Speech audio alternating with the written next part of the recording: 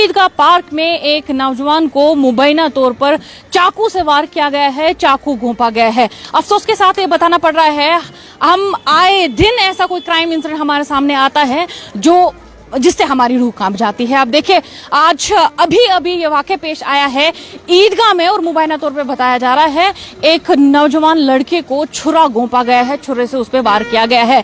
तो आपको बता दें, वहां पर फिर सफा कदर पुलिस पार्टी आई है और फटाफट से जो विक्टिम है, जिसको मुबैना तौर पर विक्टिम कह सकते हैं, उसको अस्पताल पहुंचाया गया है और अभी वो इंजर्ड है, यहाँ पर अस्पताल मुंतकिल कर दिया गया है और उसका अभी यहाँ पर ट्रीटमेंट चल रहा है। आपको ये भी बता दें, क्योंकि इसमें अगर नाम देखा जाए तो नाम इस शख्स का जिस पर छुरा घोंपा गया है, छुरे से वार किया गया है, उसका नाम है कैसर अहमद सोफी और वो सन ऑफ है गुलजार अहमद सोफी, रेजिडेंट है नूरबाग का, जिस पर यह अटैक किया गया है। नाज़रीन, अभी मैं उससे मिलके आई, उनसे फैमिली से, उनकी जो फैमिली है वो भी यहाँ पर मौजूद थी, उनसे भी हमने बात की है। तो उसने खुद, जो कि विक्टिम है, उसने बताया कि वो नहीं जानता है वो कौन लोग थे जिन्होंने उस पर छुरे से वार किया और उसे बिल्कुल आइडिया नहीं है आखिर वो लोग थे और थे कौन।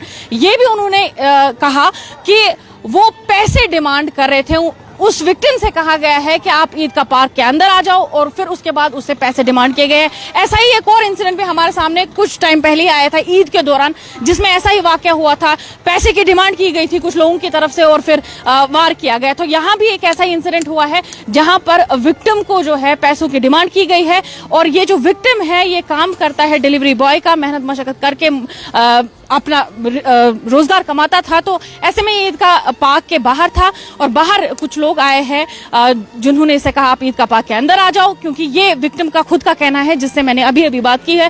फिर उसके बाद पैसों की डिमांड की गई, उसके बाद छुरे से वार किया गया है, उसके पीछे बैक में वार किया गया है और यहाँ पर आर्म में भी उसके लगी है। सफा कदर पुलिस पार्टी वहां पर जल्द ही आई।